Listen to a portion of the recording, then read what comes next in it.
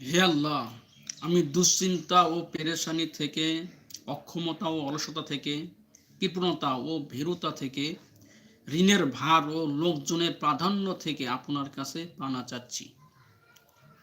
কিভাবে দোয়া করা যায় দেখুন। হে আল্লাহ, আমি দুশ্চিন্তা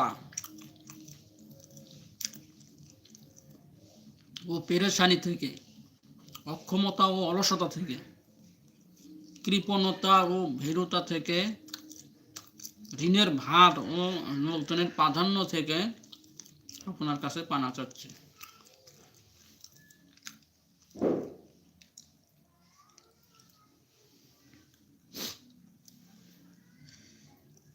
হে আমার রব, একদিন আমাকেও ডেকে নিও, দু চোখে ভরে কাবার সৌন্দর্য দেখার সৌভাগ্য দিও। আমিন।